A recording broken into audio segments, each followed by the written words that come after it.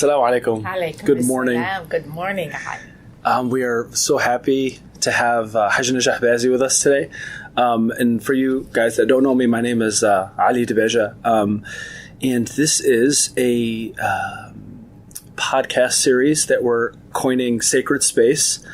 And we have the absolute pleasure to talk to a leader and mentor in our community who also has inspired many, many people across the country and the world, actually.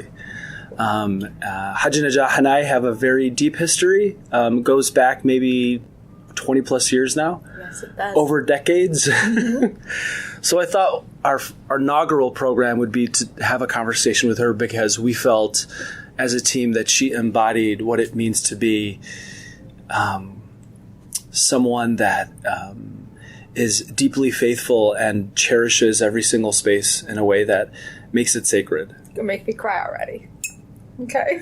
And just a little bit of a preamble about what this podcast is. We are a group of young adults, Muslims living here in the West. And we would love to have a conversation about what it means to bring the sacred back into our lives, mm-hmm. And to make it something that is present with us every day, day in and day out, in our jobs, in our family lives, and bring that conversation to the forefront. And I think many of us find it very hard because we dichotomize our lives to a space where faith lies and another space where everything else lies. And we've believed that our group of people, there's a little bit of vulnerability because we don't want to express God in these spaces anymore. But we're at a point where we want to celebrate that.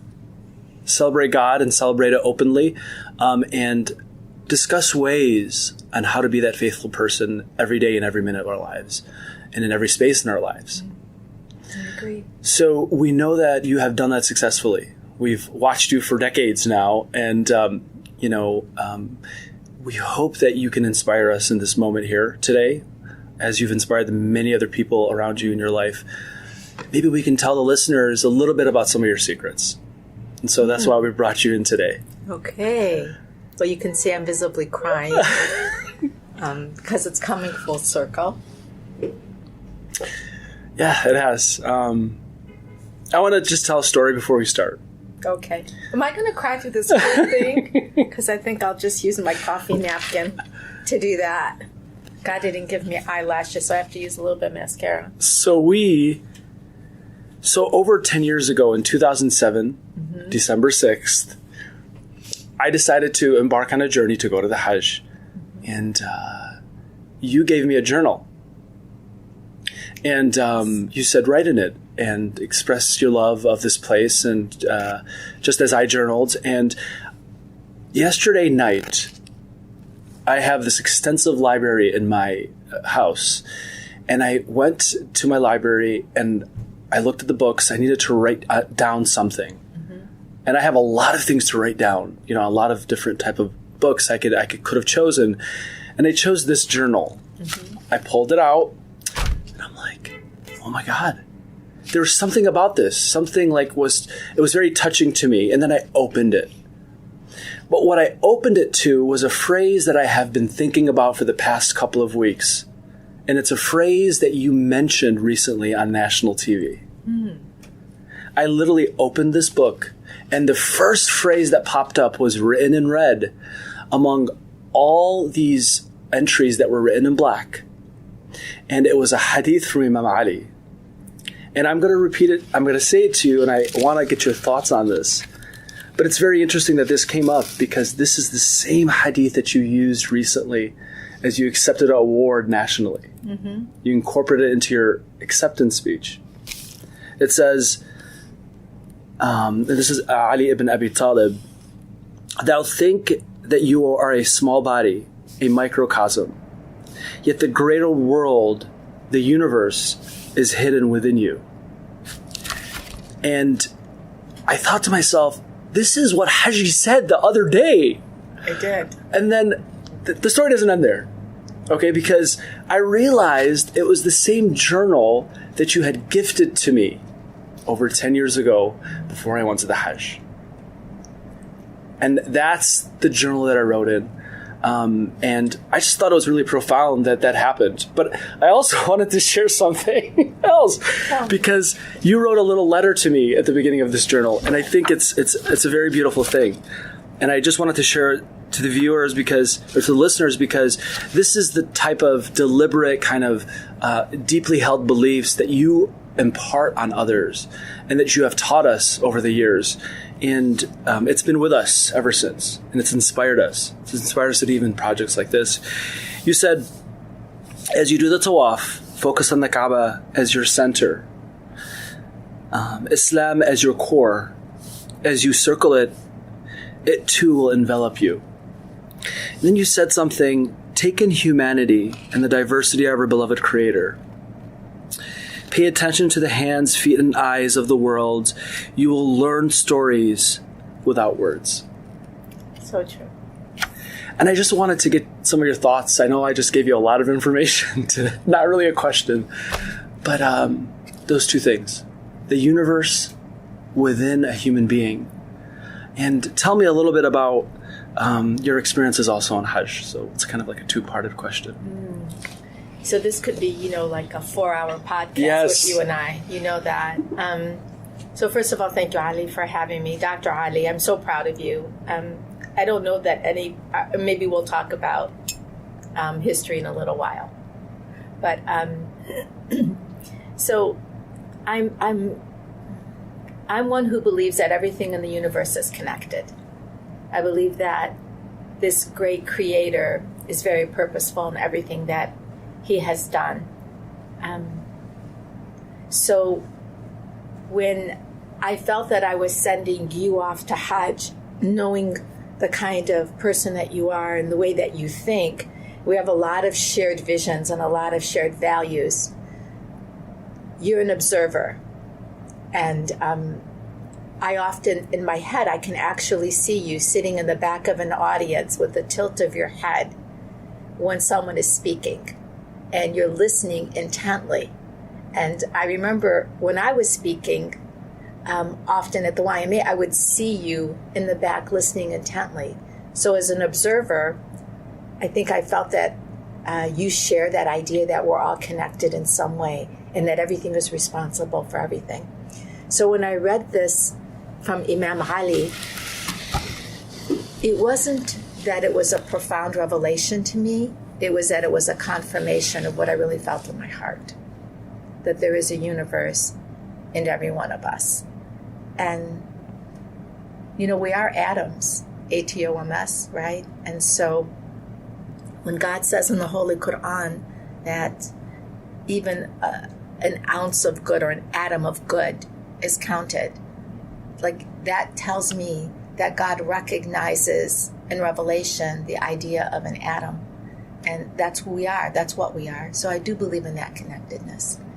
In Hajj, I think that anyone who has experienced Hajj has to experience a diversity of God. And I'm sure when you were there that you learned so many things about people without words. They were in the glances of the eyes. They were in the stories of people's worn out feet or their worn out hands, or the privilege that they had. Like, you could actually see those things. So I think when I wrote that to you, it's because I know that you are an observer and that you have this connectedness to humanity. What was striking in that comment that you made about the universe within you, it is, and I wanted just to get your reflections on this. When Imam Ali tells us, looks to a human being that potentially is in despair or is having a difficult life, and finds it potentially a task for them to put food on the table, or to go to their long hours at work, and who potentially have family members that are ill, and all those things that humanity has to face and endure. And the Imam comes and tells you, well, look, you human beings might be ill, let's say spiritually, and you might encounter these things in life, but if you look deep, there's something in you that is the cure. It's almost as if the Imam is telling us that there is an unrelenting hope, right, that exists in each human being. And it kind of goes back to an objective that you have with one of your organizations, Zaman, Hope for Humanity. And I thought those two were so beautifully connected, that despite the things that human beings kind of endure, that there is always that silver lining, that if you can't see it and if you don't search for it, you'll never overcome those things. And what are your thoughts on that hope that the Imam spoke of, that God instilled in us? And how does that inspire you, I guess, in the work that you do? To me, there's no greater word in the world. Right. And I'm serious about that. Because I speak about this a lot. I do all this end-of-life work. And I think I was taught this lesson by the people who are leaving the world. I really think that. So what I understand and what I know deep in my heart is that hope is intrinsic. It's something that God planted in the human heart. Whether you believe in God or you don't believe in God, He still allows this factor to exist intrinsically in our hearts. When hope is played with, or when darkness and despair replace light and hope, then we have a human being that's going to plummet. But resilience is completely tied to hope. I am sure of it. Maybe I don't have the research or data to back it up, but this is something that from a qualitative perspective I have seen. I see it at Zaman. I see it at the bedside. I see it all the time. Interestingly enough, just yesterday I was here downtown meeting with the CEO of Shinola, Shannon Washburn. And she said, I have to tell you, my favorite word in the world is hope. And that was just another affirmation that you don't have to be even religiously guided or Muslim. Like we don't own the Wall Street on hope. God owns that. But I think it's tied to something even deeper, which is the foundation of our humanity, which is the idea that we would believe in something bigger than ourselves. And the humility that comes along with believing that there is a creator and a great designer. And if that is in the equation, then I feel like hope can exist. But even if it's not in the equation, I still see that hope is there for people. And out of the worst circumstances, out of war, out of abuse, out of illness, out of anything and any challenge, it's the most powerful word I think that we can speak after the name of God. So being that you're a deeply faithful Muslim, are there any, instances or let's say any practices in your daily life that helps kind of enliven that feeling? And there's anything in the faith culture or faith tradition yourself that you found has helped you kind of overcome those moments of darkness that you can kind of share with the listeners? Because we've talked about certain supplications, etc. Anything that you would like to share? No one's ever asked me that question, but I'm really happy that you're asking me that question because I do want to share that. But again, I've had a lot of moments of darkness. I've had a lot of despair in my life. People may not see that because I bounce back. But, I've had those dark moments where you're on your pillow crying your eyes out, right? And thinking that there's no one who will understand the situation. Had it when I was 16, had it when I was 21, had it actually when I was a child. Very, very dark moments.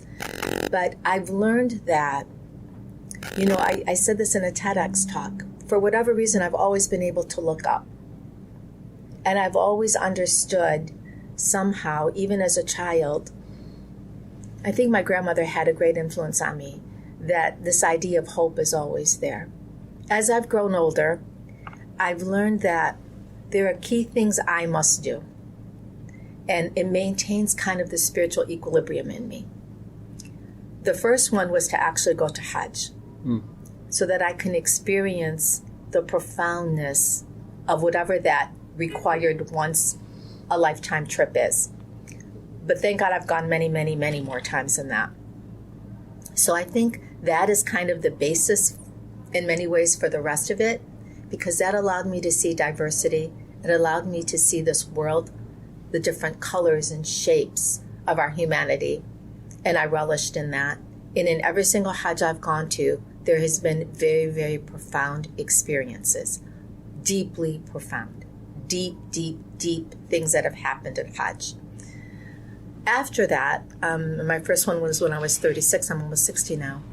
I learned to stay in wudu. So I'm always in wudu. And the reason for that is because Hajj made me profoundly aware of my mortality. So I am keenly aware that I'm speaking in this moment to you, but in the next moment, I may not speak. I'm keenly aware of that. So for me, life is every breath. I've learned that. And it's a discipline that I practice. I learned it at the bedside, watching so many people take their last breath. So for me, breath is life. So I want to use it in every way that I can. So I stay in wudu because I'm aware that God can take me in any moment, any second, and I want to die in wudu. It's just something I want to do. As you know, I wash the dead. So like I have those kind of experiences washing hundreds of people. I know when you lose your voice and when someone has to do it for you. That's something I live with. So there's no I don't sit around here and think, I plan for a future, but I'm keenly aware of my present. They call that now living in the moment. The other thing that I do is from Fatima to Zahra, alayhi salam. Sometimes I think as Muslims who are the followers of Ahlul Bayt, we encapsulate them as though they belong to us and us only, and we don't realize the universality of their messages.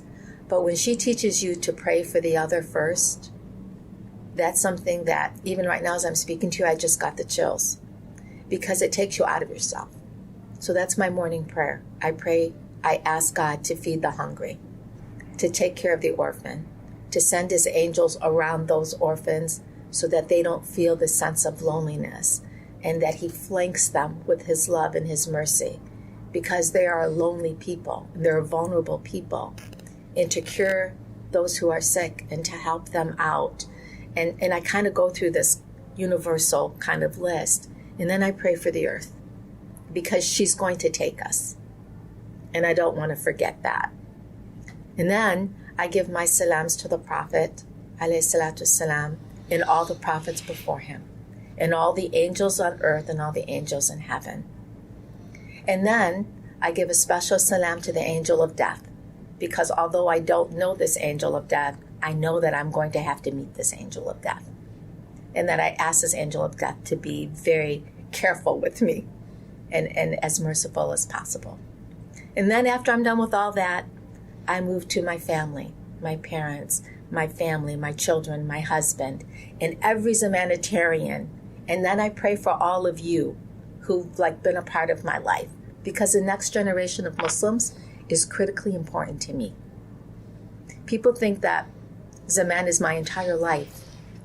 It is a part of my life. But if you're to ask me, Ali, and you know this better than anybody else, what am I most passionate about? What is it? Your family. Youth. And youth. Leaving that next generation as empowered as possible. I'm so passionate about that. So that's kind of how I pray. Stay in wudu. Think about every breath that I take. And then I ask God to make me, and this happened in Hajj, make me what he wants me to be, not what I thought I want to be. This is a critical point for all of us. And I will end here, but one moment in Hajj, I was on the Kaaba wall, underneath the golden gutter, which I think there's some sort of magnetic, spiritual magnetism. I don't know what happens, electrifying right in that spot. And we keep asking for what we want, what we need. And then in a split second, I don't know what happened. I had a paradigm shift, and I all of a sudden felt so embarrassed in front of God. I felt so embarrassed. I remember the moment so well, and I began to just bawl my eyes out, like a place in my soul that I had never cried from. And I said, I got it. I'm so sorry. Because it's such a moment of arrogance when you think you know what's best for you. And I said, please make me what you want me to be, not what I think I ought to be. So when I go stand judgment in front of you, I'm absolved. Put me where you want me to be. I'll throw away my schedule. And I did. I threw away my schedule. And now I live my life being wherever he wants me to be, with no apologies, none whatsoever. So if I have a meeting and something else comes up, like my mom needs me, my family needs me, I stop, I cancel my meeting, and I go take care of my priority. And lastly, the priority is God first in my life. La ilaha illallah. My family, no matter what it takes. And then everything else. And he's my scheduler. So it's a good transition. It sounds like, just to kind of recap, because there was a lot to digest and reflect on, but you maintain hope by grounding yourself in the very basic tenets of what God has kind of prescribed to us. You center your life around prayer and acts that are purifying to you, in service of others in your family. But I wanted to transition and ask you about something that you and I have had multiple conversations on. Because this litany that appears in Shia tradition is very compelling. And potentially, if one were to read it over and over again, it becomes almost the playbook by which a Muslim should operate. And if they were able to kind of master that, they've kind of achieved that ultimate success. And that is a dua called Dua Abu Hamza Thamali. And we know that Abu Hamza Thamali was a companion of, I think, Imam Zain al-Abidin. And he, many profound things in there. But I just wanted to get your perspective on that. Because we do know that, you do, your life's work is in service of others. Unlike many of us, who feel that we have potentially menial jobs and are in a rut in our lives, and don't understand our focus and our the meaning behind it all. But somehow it seems as though you have kind of honed in on that, and I believe it has something to do with your love of this dua. So give me some thoughts on that. I don't want to bring out a passage because I'm not really sure what inspires you, but just your kind of thoughts and reflections on that. So, yes, I'm very inspired by it. Imam Zain al-Abidin, by the way, is very important to me. I must say that everyone, when I made, because I grew up Sunni Shia, when I chose the love of Ahlul Bayt and their teachings, my whole life changed, by the way, because there was someone for every event. And so like when my dad was dying, I was just like so glued to Imam Zain al-Abidin, because I thought no one can understand the death of a father better than he can. So Dua Abu Hamza, one of the things that Shia Islam offers the universe, not the world, are these incredible dua that are so sublime that they take our intellect, our spiritual intelligence into a whole nother space and location. Two things. One is in Dua Kumail, you and I used to break down at the same time, I noticed, over the idea that, God would remove the love of this dunya from our hearts. And I know that was something that resonated with you as well. In Dua Abu Hamza, every time I get, right in the beginning of the dua, where it's said that God created us, though he is needless of us. I fall apart. I fall apart. It is so profound to me that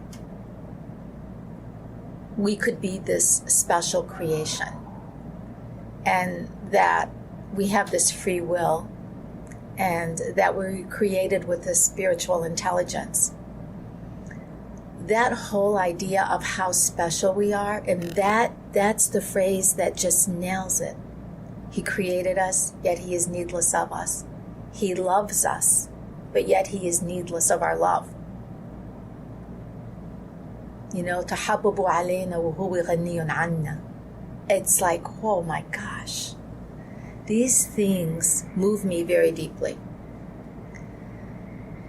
The dua goes on, to talk about Hajj several times. And while ziyarah is very, very important in our religious tradition, I also sometimes think that we forget about how important the Hajj is and the life lessons that we will learn there. And then the whole dua that talks about the vulnerability of our humanness when we are on that washing table.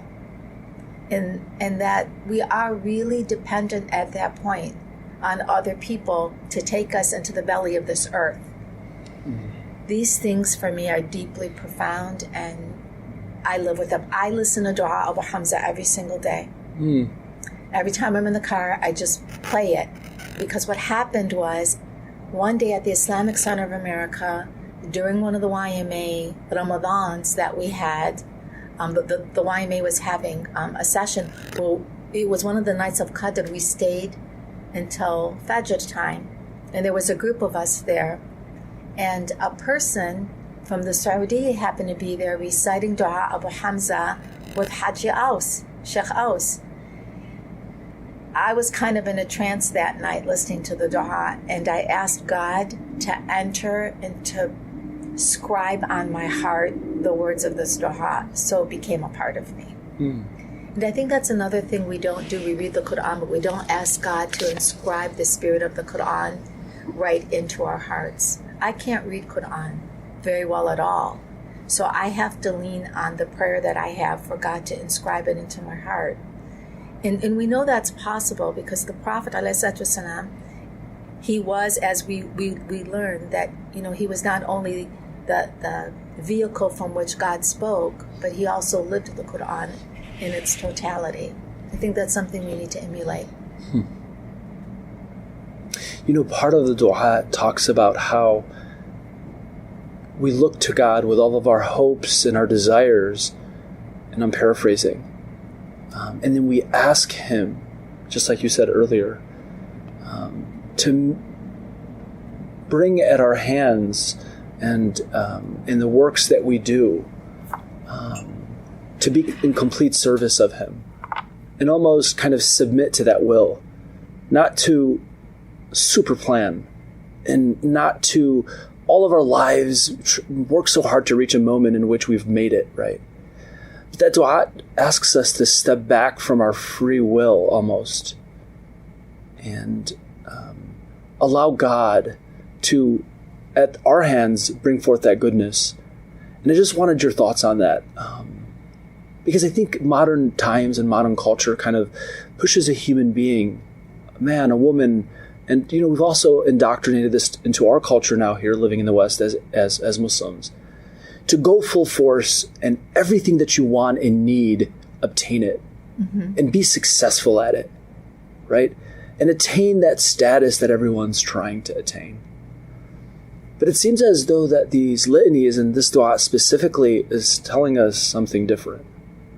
That is to pull back and to cleanse your hand with that will of God, and allow you to go forward and do that good work. What is your thoughts on that? Because I feel as though we are tryhards as human beings. We are trying too hard to be something and lose focus and lose that meaning, right? And become disillusioned by it potentially, as many people are at in some part of their lives, and trying to attain that ultimate, status and goal. What are your thoughts? I think it's a hybrid. So I think that the only independent source in the universe is God. I think that our free will is what allows us to attain nearness and closeness to God. So without free will, then there'd be no game. There'd be no evolution of our spirituality. So we always have a choice to choose God or not to choose God in any single moment and in any certain circumstance. So I think it's a hybrid. I think that we are interdependent, not independent. And when we are in interdependence, our free will and our acknowledgement of God's will are both in play. It's kind of like, in my mind, it's kind of like a symphony. You know, one is not independent of the other, but we still have this choice. So at any moment, I can choose to forget God in any of my thoughts. It's a choice. I can choose to forget him as I'm doing this podcast and actually think that I'm doing this podcast. Yeah, it's true we're here, and it's true that we're having these deep discussions, but it's because he created the space for us to do that. So, and that's why when Imam Ali says there's a universe in each of us, this is what he's talking about. I also think that there's a space in which arrogance is a natural part of also our human being. And it's good to check ourselves all the time and just to be conscious of that arrogance and say, did I really think that I've accomplished that? Like, do I really think that CNN happened because of Najah Bazzy? CNN happened because of a lot of prayers that the work would be pleasing to God and would be elevated by God. I don't think I got myself there. I don't think so at all. And if it wasn't for the thousands of people who helped this organization out, it would not have gotten there. But did I still make the decision to get a nonprofit? Yes. Have I made the decision to not take a paycheck and sacrifice over $1.5 million from my family's life to do this work? Yes. Those were decisions I made. But I made them in a sacred space to serve God, trusting that I won't go hungry, I'll still have clothes on my back, my family will be okay. So there's that kind of deal that we make day in and day out with God. But when we're making it with ourselves is the problem, right? So, because then that's independent. And we can't control so many variables. So why do we think that we are so independent? And control. Right.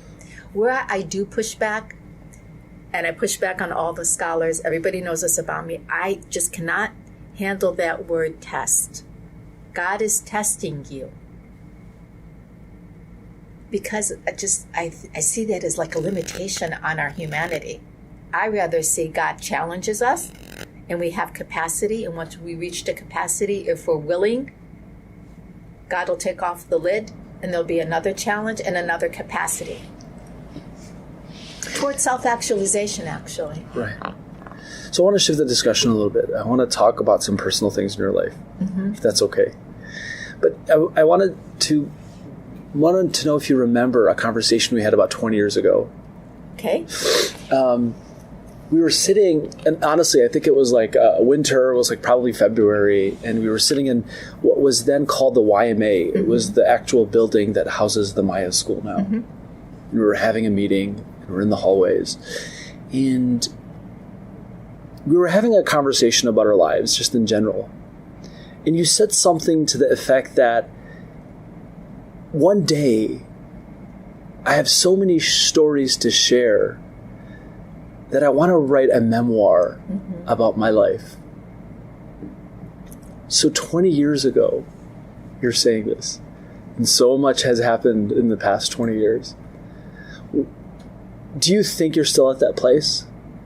I'm writing it. I'm finally writing it. Because I think it's the stories of so many other people, Ali. My life is the story of so many people who, telling their stories, have profoundly affected me, and I think their stories would profoundly affect other people. And so, I'm really big on this American Muslim identity, Muslim American identity.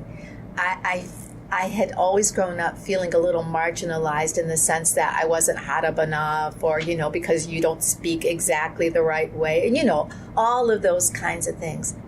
And then when Islam I made these decisions about being a Muslim and, intellectually choosing Islam and then choosing the path of Ahlul Bayt, all those things.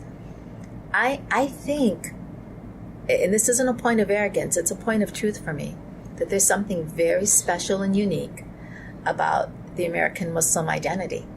And I think when it's allowed to be nurtured the way my identity has been allowed to be nurtured, it has so much massive potential to do good in the world. Because we're very unique.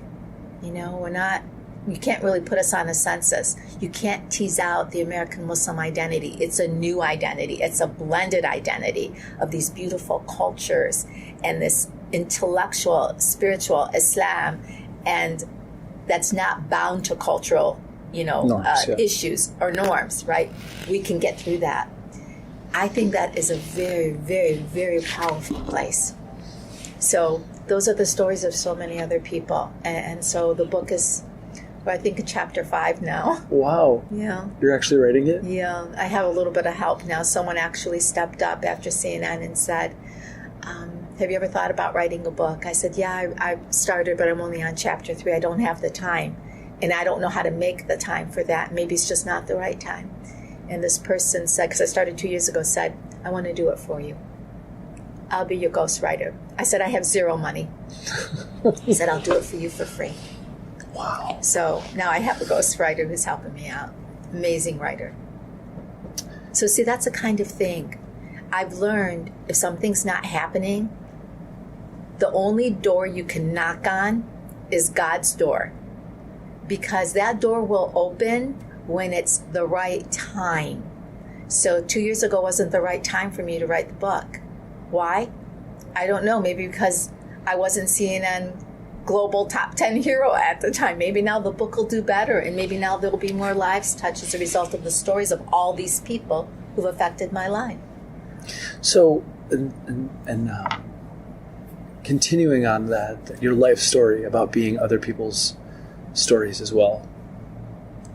You have a brother that is differently abled, mm-hmm. as you would coin it, as you have termed it before. I've heard you say that before. Mm-hmm. Who has a lifelong terminal illness, and who's still alive today, alhamdulillah. Mm-hmm. His name is Sammy. Mm-hmm. And I've had a lot of conversations with you about him because I too have someone in my life that I deeply love that also has a terminal illness, and I've kind of leaned on you. But I haven't experienced it like you have, and like your family has. And I was wondering if you can give us some insight and just maybe a backdrop, a story about how it was growing up with him, and even today, what kind of lessons he teaches you, and what those lessons can help other people with as well. Like, it's just, he's an everyday reminder. Just last night, he was a reminder. So I want to go back to the word terminal illness, because one of the things that I've been teaching physicians a lot as I'm aging and saging is that in reality, we're all terminal. And so it's really important because we don't see ourselves as terminal, right? Because there's that intrinsic hope that we're going to live forever. And so coaching and helping people understand that there is intrinsic hope for those who believe in an eternal life. We aren't going to die. We are going to live forever. We're just transitioning, right? And so I'm writing about this idea of what it means to be terminal, and that if we can actually capture what it means to be terminal, then we would really live a lot freer every single day if we thought about And it would also help us idea, understand right? disease as well. Yeah, and that our lives are terminal. We are all going to leave. Kind of underlining or pointing out that the mortality is very real and vivid in everyone's lives. Exactly, right? So regarding Sammy, my mom is, I think, the hero in the story, because even at 88 years old, she is still cooking for him and trying to help him. She can hardly walk.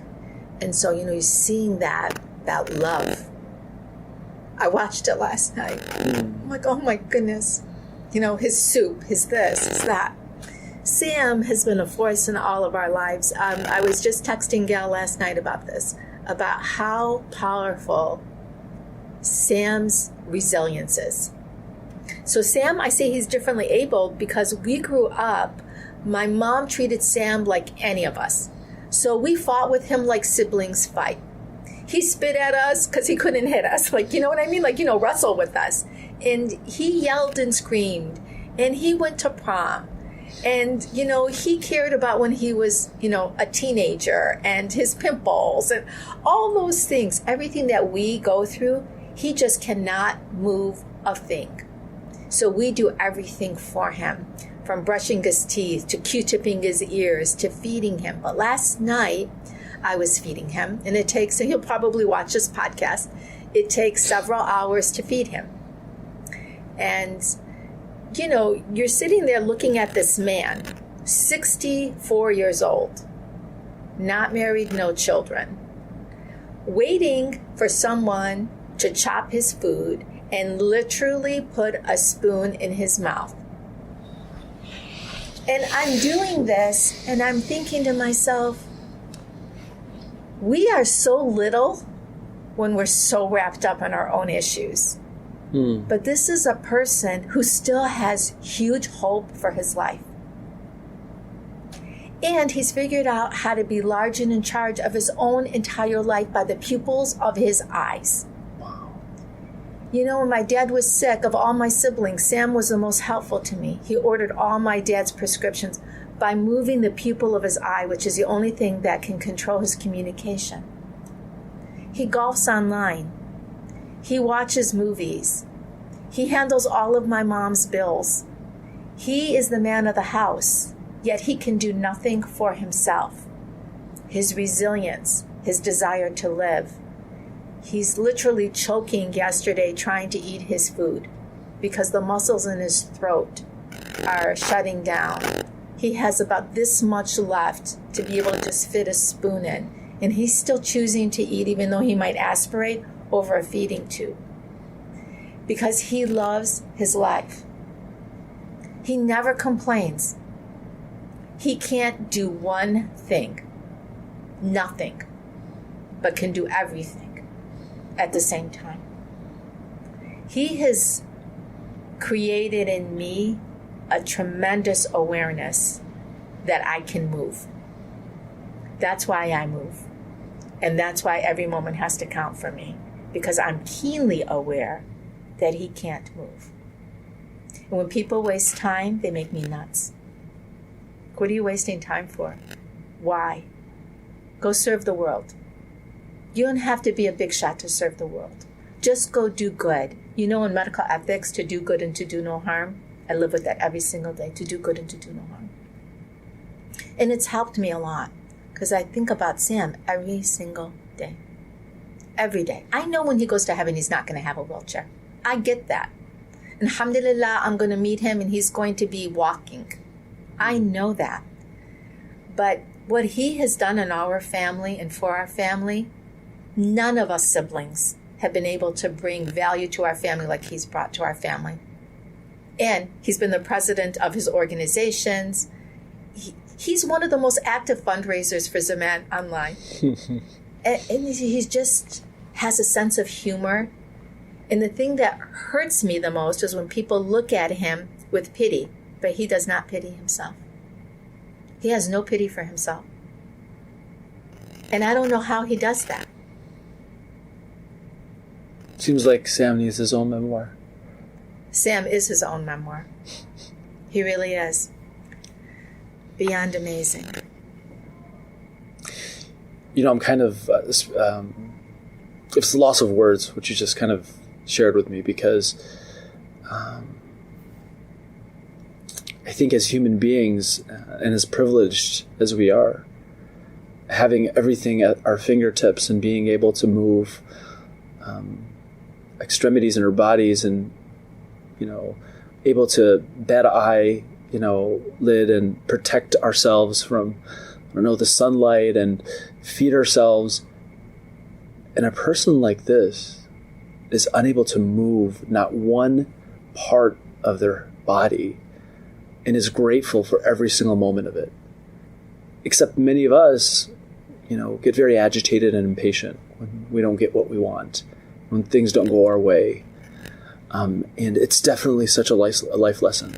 It's interesting you said that about the eyelids, because yesterday when I was feeding him, he's getting red right around, the eyelids. And that's because the muscles to close the eyelids are weakening. And so his eyes are becoming very dry and very irritated. And as I was feeding him yesterday, Sam, I hope that you're listening to this. I know you will. I couldn't help but reflect about, my goodness, just the eyelid. When God says that we're so ungrateful, we are such ungrateful human beings at the same time. We moan and ache about things that are really irrelevant. Like first world issues, right? First world problems, as they say.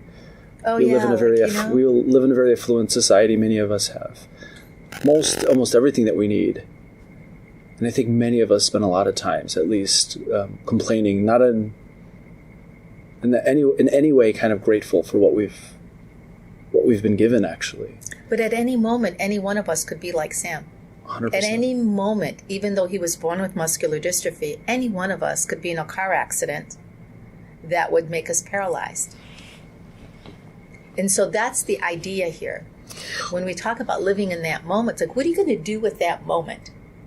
Was there ever a moment for you or anyone in your family in which they were almost embittered by seeing their loved one have an illness like this?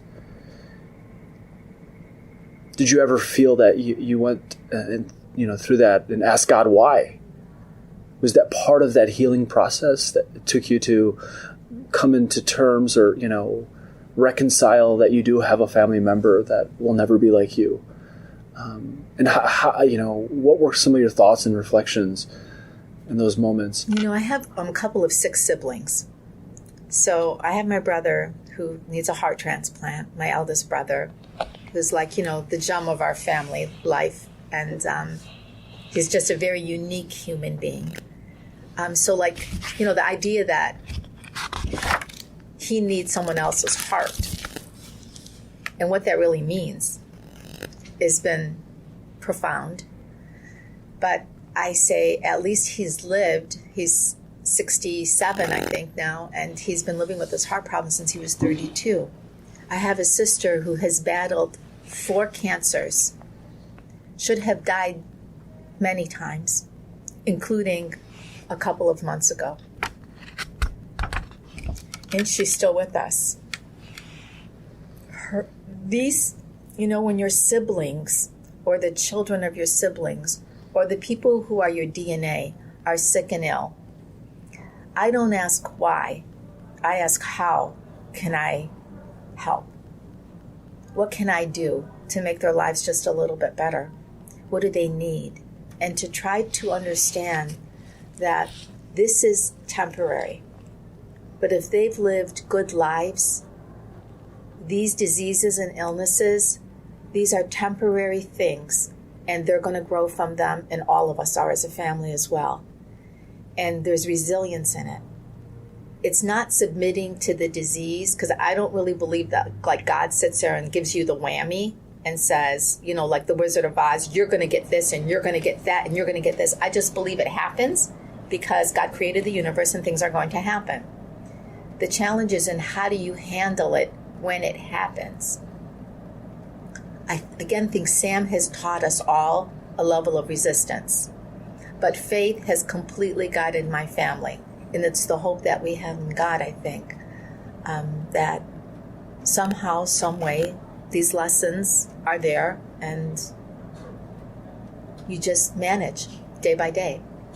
It hurts. We cry a lot. We're worried a lot. We pray a lot. But it is what it is. And so I think I'm fortunate to come from a family that's had a lot of challenges. A lot. We've seen death a lot, more than most families in our community. But there's something that it's taught us. It's taught us how to love differently, I think. All my cousins share the same experience. What do you say love differently? Do you want to... We don't take it for granted. Like, even if you look at our cousins chat, the male side of my family, cousins chat, it's always about the memory of the people we've lost and about how those memories are so profound. It's like when your grandmother died, Ali, and you and your cousins all went up on stage and talked about how she made her kamuni, and these memories. Like, my family relishes in the memories of the life. It doesn't really focus on the death. And I think that's just taught us how to love differently. We don't have to get together all the time to be a close family, but when the chips are down, we are there. And I think that's important. The priority, again, God, family, then everything else. So God, family, and everything else. We know that you do a lot of service work in your day-to-day. You run a very successful organization, Zaman International. You have many volunteers, the humanitarians, the people that donate, the people that are in the trenches with you working every day. There was something that you once said to me that also resonated and you had taught me. And I wanted to talk a little bit about that and kind of shift the focus and potentially end this because we do need to wrap up. You were standing in front of a group of about 20 young adults, youth leaders, people who wanted to give back to the community, people who had a lot of energy and were bright-eyed. And you said to people, don't ask how I can become a leader. I kind of vividly remember how you said this. I don't know why. It just kind of stuck in my head. She said, don't ask how I can be a leader, but ask how I can be of service to others.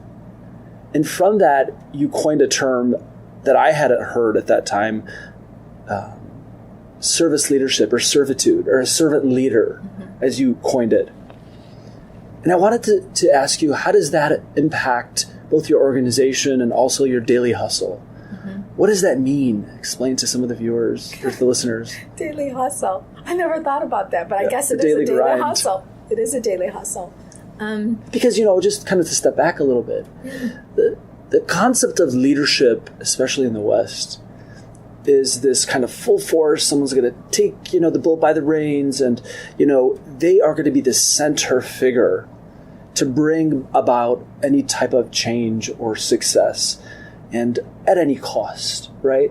And that is a courageous leader. That is a good leader. Those are the leaders we want on, in our at the head of our companies and the CEOs. It's very different than what you explained to me many, many years ago, and what you've shown to us personally. That's very profound that you remember that. So the reason why corporate America is having its struggles is because it's adopted a leadership model like that. That you take the bull by the horns, that you're the courageous person. Courage comes, this is the first time I've said this because it's just come to me. Courage comes when it's not about you. And that's what I meant by being a servant leader. Now, this was taught to me by Stephen Covey, a great Mormon leader, the 7 Habits of Highly Effective People. But servant leadership means that it's not about you. It means that you are able to relish in the joy of watching other people reach their full potential and be leaders of themselves first. The most effective leaders have conquered their self. And then once they have the personal victory, as he says, they're able then to have the public victory, and their circle of influence begins to grow and grow and grow and grow, because there is an authenticity about the love that they have for other people. And they see in other people God and the God-given potential, and they want to build that capacity because they know that that influence is going to keep growing and growing and growing. So if I invest my time in the YMA leadership, in the NYC leadership, in the volunteers or the directors or my children or anyone that comes into my circle of influence, if I am able to lead from behind the troops, then I can see where the troops can go. This was a General McCarthy leadership principle. The greatest leaders lead behind, and they can see where their troops are going. But if you're a leader who's about yourself, you're going to lead from the front. And oftentimes you don't care what's happening behind you because you're just worried about where you're going. Alhamdulillah, I could say with the right leadership training, with difficult life lessons, with a lot of tears and a lot of hardship and a lot of soul searching, I think that I can say I've become a leader who understands how to lead from behind. The strongest leader is the one who's in the service of others. And it's not what I think they need, it's being able to stop yourself and to not be in an imposing position, to think about what they need, because you're understanding their potential. And it really comes from God. It's living a God-conscious life, that He has a plan and gave us the free will to plug into His plan. And I hope to be one of those people who's able to plug in to that plan and to understand that plan, when you submit, I don't say submit in a surrendering way where you have nothing to do. You have to be it's an active act of God consciousness. Then everybody in front of you becomes very valuable. And I see that. And it gives me great hope. You know, that word value, I feel as though you look at what's going on around the world right now and some of the work that you do with Zaman, it's almost as if the solution to all the world's problems and to the disharmony and dysfunction that we have, we are living in a war-torn time and our countries are completely being pillaged and so many people are refugees, and we're encountering things like xenophobia and Islamophobia, here in this country, and we have a leader that, wants to sacrifice others in order to gain political, stronghold. But it's almost as if we were to stop, I just want to get your thoughts on this, and actually value other human beings and care for them, to provide for them what they need, that none of this would exist. That's the human challenge. If we were to put ourselves in that frame of mind always, as leaders, as politicians, as physicians, as nurses, as mothers, as fathers, brothers and sisters, as an activist, as so many other roles that we play in our lives, you find that it will be a world that is filled with harmony. And it's just like, what are your thoughts? I mean, I know I'm trying to essentialize it and make it so simple, but maybe it is very simple. It is very simple. It really is. We have shrunk and depleted core human values to the point that they almost seem frivolous. Yet these are the core human values upon which our humanity depends upon and is challenged by. So when I am looking at you, and I've said this many times, and this is why I love Zaman, it's because the world is there. I'm looking at you as a creation that God made. Every child is born innocent into this world. Every child has this natural fitra, this natural, lean toward the spirit. And so I know that is in every human being, even the worst of human beings. But I always believed that those human beings became bad because somehow, some way, either the deck was stacked against them, or there wasn't enough love. Something went wrong, which is why, for me, any victim that can find God finds unrelenting love. And a love that no human being can give you can be equivalent to the love that this Lord who created you can give you. So, to me, that person's humanness has tremendous value because God did make a decision to create that person. That's enough for me. It kind of goes full circle to the initial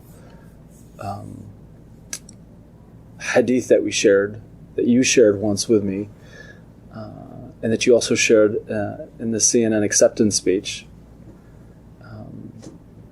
about the universe being within a human being. And if we understood it correctly, basically what the Imam is saying is that a human being has that value and intrinsic dignity. They both need people to understand that they have it, and the others around them to support them in their humanity and in that struggle. It is intrinsic dignity, and that's why it's a man. People feel that they are important, that they count. I will admit, I've been jaded by a lot of things that have happened in our community. That's no secret. But I believe that I've learned that when people espouse to arrogance or destruction, it's because somewhere deep in their heart, they really are very sad. And they really are looking for a sense of control and power, because they haven't understood that God is in control and that ultimate power lies with Him, and then it's delivered to us. It's very releasing to know that you don't need other people to validate you. It's very comforting to know that God is the great validator, and to just make a deposit into that spiritual bank account every single day can do a world of wonder for who we are. I also believe that goodness begets goodness. So I think that the more goodness we sprinkle, the better it's going to be, because I also think evil begets evil, which is why there is a call in my heart that all of us, every one of us, just do one good thing a day. And we will change. I believe that, because the universe is listening. I mean, listen, if Siri can listen to us, really, if Alexa can listen to us, do we really think that the universe isn't listening? But we still have free choice. The choice to know God or not know God. The choice to choose God or not choose God. It's that simple. This has been a very beautiful time. I really appreciate this. I miss talking with you, Halidi. No, I'm sure we'll talk many. Halidi in the D. Yeah, we're in Detroit, definitely. We do have to do a shout out to the foundation, Detroit Foundation Hotel, for hosting us. Wanted to thank them. And hopefully we, as a community, are able to realize a similar space in which people can have these conversations and express their love of others and humanity and of their faith. Because that is definitely what this podcast is about and what our movement's about, hopefully. And we can't thank you enough for the work that you're doing. Thank you. You've inspired many of us, and it's given us that will that is needed to kind of refocus and be that vision, that takes that Muslim American community forward. and to do positive things in our society. I want the American Muslim community to take the world in a positive direction, because I know we can. We definitely can. Any last words, thoughts? It's really amazing for me to see like the YMA leadership come full circle and start doing these things. You know, we spent a lot of time together talking, living life, sharing, crying, everything. And again, this is an example of how when the intention is aligned with the divine, the energy never dies. And that's the lesson I'm taking away from today. Alhamdulillah. Alhamdulillah. It's amazing. And to thank you all, to all the listeners as well. Thank you, Hajj Najah Bazzy, for coming here. And just, you know, if you do not know, Zaman International is a humanitarian organization that is based here in the Detroit metropolitan area. You can go to their website, zamaninternational.org, and there are many opportunities to get involved, to sign up, and to also donate. And lastly, this podcast is run by the Manada Foundation, or Manada Collective, as we like to call it. And Manada is lighthouse, translated. So we wanted to thank them as well for putting this together and having, you know, this podcast. Thank you again. Thank you, I would also like to thank Malak Wazni as well, who's here helping us coordinate all the logistics and do some taping. Malak has been a refreshing kind of type of youth that has come forward and is doing many great things with her organizational work, and we look forward to all the projects that she has coming up too. She's definitely a Manada herself. Yes. Yalla, thank you so much. Assalamu alaikum. Wa alaikum assalam.